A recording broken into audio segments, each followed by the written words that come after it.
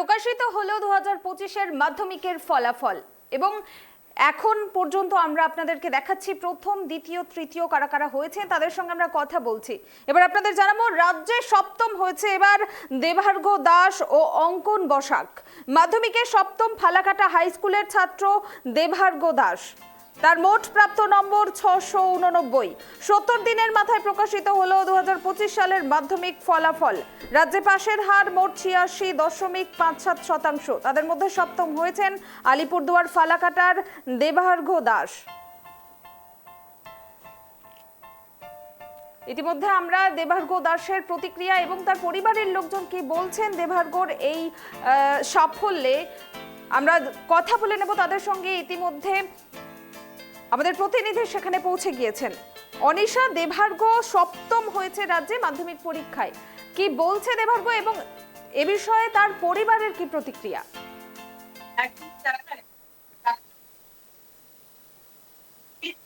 পরিবারের প্রত্যেকের মধ্যে দেখা যাচ্ছে এবং তাদের যে আত্মীয় থেকে শুরু করে দেবার্ঘ যে শিক্ষকরা রয়েছেন প্রত্যেকেই কিন্তু ইতিমধ্যে এখানে এসেছেন এবং তাকে শুভেচ্ছা জানাচ্ছে। এবং আমরা কিন্তু সরাসরি দেবার্ঘর কাছে চলে যাব যে সে কি ভাবে মূলত এইবারের পরীক্ষাতে সে প্রিপারেশন নিয়েছিল। প্রথম কথা, প্রিপারেশন বলতে আমি প্রথম দিনে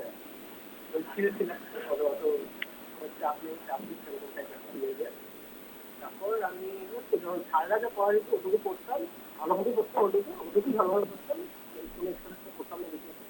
তারপর সেপ্টেম্বর অক্টোবর মাস আসলো, তারপর মানে পুজোর পরপর থেকে তারপর পরে তারপর বই পড়তে হয়। আচ্ছা, বাধা ধরা কি কোনো সময় ছিল যে এই সময়টা ধরে আমি পড়বো কি ভালো মন্দ? আমার ইচ্ছে করতে বলতে যদি পড়া থাকতো, চাপ থাকতো, আমার চাপ না থাকতে পড়া হয় না। পড়ার যদি চাপ থাকতো আমার দিনে 8-9 ঘন্টা পড়া হতো। আবার আমার জন্য স্কুলে প্ল্যাটিনাম জুবলি প্রোগ্রাম ছিল, আর অনেক প্রোগ্রাম ছিল। আমি 5 দিন যে আমার প্ল্যাটিনাম প্রোগ্রাম ছিল দুর্গাপুজোর মধ্যে কাটিয়েছি, ওই স্কুলেও দেখিনি। পরীক্ষা আমাদের ছিল 10 তারিখ, 2 তারিখ ছিল সরস্বতী পূজা, 5 ঘন্টা ঘুরে বেরিয়ে চাপে নিয়ে তো বাধা করা আমার কোনো সময় ছিল। একদম। কি পরবর্তীতে কি নিয়ে পড়ার ইচ্ছে রয়েছে? পরবর্তীতে আমি যেই পরীক্ষাটা মানে অ্যাডভান্স ক্লিয়ার করতে চাই, যদি করতে পারি তাহলে আইআইটি আর করতে। আচ্ছা আচ্ছা, এই যে এই এত ভালো সাফল্যে কাকে কৃতিত্ব দিতে চাইছো? কৃতিত্ব বাবা মা তো আসেনি, সঙ্গে থাকবে অবশ্যই। সঙ্গে আমার সাথে যে আমার যে বন্ধু, যে রাজ্যে ষষ্ঠ হয়েছে, মানে আমাদের মধ্যে একটা সম্পর্ক, আমরা যথেষ্ট বন্ধুত্বপূর্ণ আমাদের মধ্যে সম্পর্ক, ঠিক আছে। আমাদের মধ্যে যে কম্পিটিশন, ওটাই আমাদের দুজনকে আরো মানে ছাড়িয়ে তুলেছে ব্যাপারটা বলতে। কখনো ও নাম্বার বেশি পেতো, কখনো আমি নাম্বার বেশি পেতাম, এরকম করতে করতেই আর তার জন্য আমাদের ডিফারেন্স 1 নম্বরে, মানে যে প্রতিযোগিতা, ওটার জন্যই। তার জন্য আমি টিচার বা বাবা মামা ওদেরকে তো দেবোই, তার সঙ্গে আমি আমার বন্ধুটিকে দেবো, আনছি, তার জন্য অনেকটা। আচ্ছা, এবারে আমরা একদমই যে মা রয়েছে তার কাছে চলে যাব। কতটা খুশি লাগছে আজকে আপনার? আমার তো খুশি লাগছে, কিন্তু আমার খুব মানে আজকে খুব মানে দুঃখ হচ্ছে। আমার বাবা হচ্ছে পরীক্ষার সময় মারা গেছে, মানে ইংরেজি পরীক্ষা মারা গেছে। সেটা একটু আমাদের প্রবলেম হয়েছিল। তারপরে বাবা বেঁচে থাকলে আজকে হয়তো খুব খুশি হতো। তবে ওকে আমি ছোটবেলার থেকে ওকে আমি পড়িয়েছি যে ক্লাস 4 অব্দি আমার কাছেই পড়তো। তখনই আমার মনে হতো হয়তো এক্সট্রা কিছু মানে জানে, মানে এক্সট্রা কিছু আছে ওর মধ্যে। ওই জন্য ওকে তখন থেকে আমি এন্ট্রো করতাম, তখন থেকে বলতাম বাবা চেষ্টা করলে মাধ্যমিক ব্যাংকে আসছে। মানে ওই একটা আশা আমার মধ্যে ছিল, মানে আমি কখনো ভাবিনি এরকম না। কিন্তু ওই যে ইংরাজি পরীক্ষার জন্যই মানে নাম্বারটা কমে গেল। ইংরাজি পরীক্ষাটা ভালো হলে হয়তো আরেকটু ভালো জায়গায় যেতে পারত। আচ্ছা আচ্ছা, এই যে ছেলের সাফল্য, যে এখন পাড়া প্রতিবেশীর কাছ থেকে কতটা আপনারা মানে কতটা গর্ববোধ করছেন, পাড়া প্রতিবেশী সকলে এসে যে ওকে শুভেচ্ছা জানাচ্ছে? হ্যাঁ, আমার খুব ভালো লাগছে। মানে ও যাতে ভবিষ্যতে ঠাকুরের ইচ্ছা ছাড়া তো কিছু হয় না। আর আমি ঠাকুরমা স্বামীজি, মানে আমি হচ্ছে রামকৃষ্ণ আশ্রমের আমরা দীক্ষিত। আমি ঠাকুরমা স্বামীজির কাছে মানে সবসময় মানে প্রার্থনা করেছি, ঠাকুর মানে কৃপা করো তো ওর যেন ঠিকঠাক রেজাল্টটা যেন ঠিকঠাক আসে। অনেক প্রতিকূলতার মধ্যে পরীক্ষা দিয়েছে, তো মানে রেজাল্টটা যেন ঠিক হয়, ঠিক মতো রেজাল্টটা সঠিক আসে। এবারে আমরা একদমই চলে যাব ভাইয়ের বাবার কাছে। ছেলের এই যে সাফল্য, কতটা গর্ববোধ তো করছেন? ছোট থেকেই পড়াশোনায় মোটামুটি ভালোই ক্লাসে র্যাঙ্ক করতো, তবে আজকের মধ্যে একটা র্যাঙ্ক করা এটা একটা অন্যরকম ব্যাপার। আমি তো খুব খুশি হয়েছি যে ও রাজনীতি সফল হয়েছে। তবে ওই যে ওর মা বললো যে ওর দাদু মারা গেছে, প্রতিনিধি পরীক্ষা দিয়ে তাকে প্রতিনিধি পরীক্ষাটা দিতে হয়েছে, ভালো র্যাঙ্ক। তবে আমি ও যা রেজাল্ট করেছে তার ঠিক চাইবো সেটা ভালো করে রেজাল্ট করুক। সেই সঙ্গে যারা ভালো করেনি ও যারা বর্তমান আছে যারা নাম্বার কম পেয়েছে তাদেরকেও আমি উৎসাহিত হতে বলবো যে জীবনে শেষ বলে কিছু হয় না, আসলে আবার সামনে তোমার চেষ্টা করছে, সবাই ভালো ফল পাবে, সবার জন্য আমার শুভকামনা।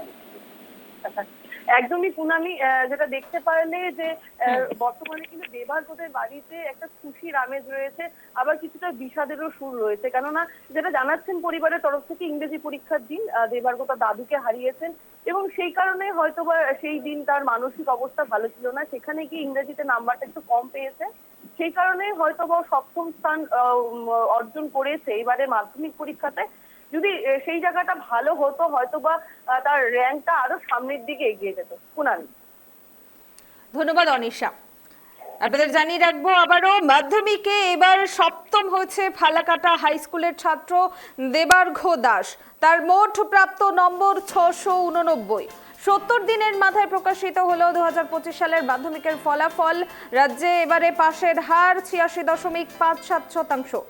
তাদের মধ্যে সপ্তম হয়েছে আলিপুরদুয়ার ফালাকাটার দেবার্ঘ দাস। দেবার্ঘ দাসের এই সাফল্যে খুশি তার পরিবার পরিজন থেকে শুরু করে পাড়া প্রতিবেশীরাও। শিক্ষক থেকে শুরু করে পাড়া প্রতিবেশীরা সকলেই শুভেচ্ছা জানাচ্ছেন দেবার্ঘকে।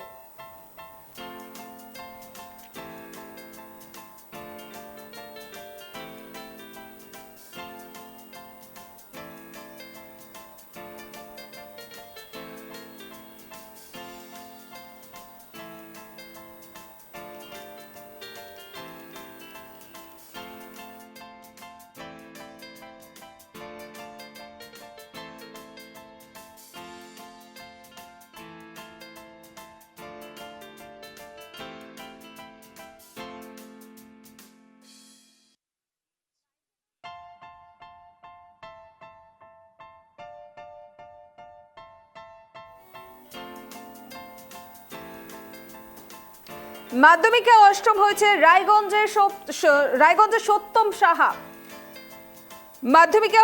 মাধ্যমিকে অষ্টম হয়েছে রায়গঞ্জের সত্যম সাহা। সত্যম সাহার প্রাপ্ত নম্বর 688। সত্যম রায়গঞ্জের সারদা বিদ্যা মন্দিরের পড়ুয়া। ইতিমধ্যে ট্রাইব টিভির প্রতিনিধি বিক্রম সেখানে পৌঁছে গিয়েছেন, আমরা কথা বলে নেব বিক্রমের সঙ্গে। বিক্রম, এবারে মাধ্যমিক পরীক্ষায় রাজ্যে অষ্টম হয়েছেন রায়গঞ্জের সত্যম সাহা।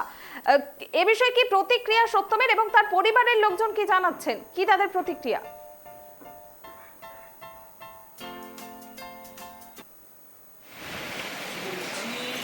আমাদের সঙ্গে সরাসরি লাইভে জুড়েছেন সত্যম সাহা, আমরা কথা বলবো সত্যমের সঙ্গে।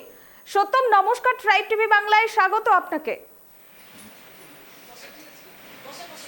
এই যে আপনার এই সাফল্য, কি বলবেন এই বিষয়ে?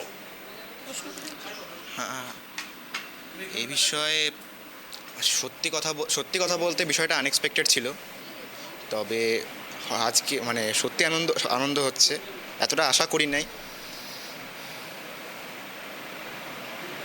এই যে এই সাফল্য, এর কৃতিত্ব কাদের দেবে? প্রথমেই বলবো যে যাদের এই সাফল্যের কৃতিত্ব যাদের কাছে যাওয়া উচিত সেটা হচ্ছে আমার মা বাবা। সবসময় আমাকে সাপোর্ট করে গিয়েছে, তবে মা বাবার পরে যদি কাউকে রাখতে হয় তবে আমার টিচার্সদেরকে রাখবো ডেফিনেটলি। কতক্ষণ পড়াশোনা করতেন আপনি? ঘড়ি বেঁধে পড়তাম না, সত্যি কথা বলতে তাই, তবে যখন ইচ্ছে হতো তখনই পড়তে বসতাম। আরে সেরকম সময় বেঁধে কোনো পড়াশোনার কোনো রুটিন ছিল না। ভবিষ্যতে কি হতে চাও? ভবিষ্যতে গবেষক হতে চাই, আরও এগিয়ে যাওয়ার ইচ্ছা। পড়াশোনার পাশাপাশি আর কি করতে ভালো লাগে? পড়াশোনার পাশাপাশি বলতে বই পড়া, কুইজ এগুলোর মধ্যেই থাকি সাধারণভাবেই। স্কুলের শিক্ষকদের সাহায্য কতটা পেয়েছো?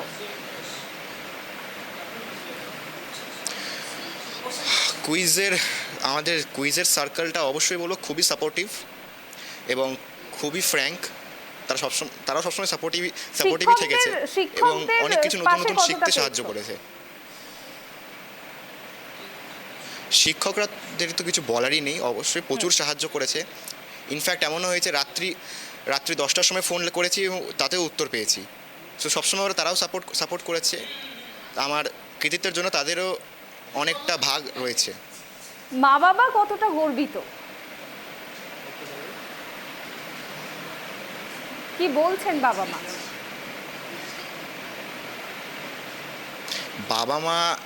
বাবা মা তো অবশ্যই খুব খুশি এবং সত্যি কথা বলতে খুবই গর্বিত।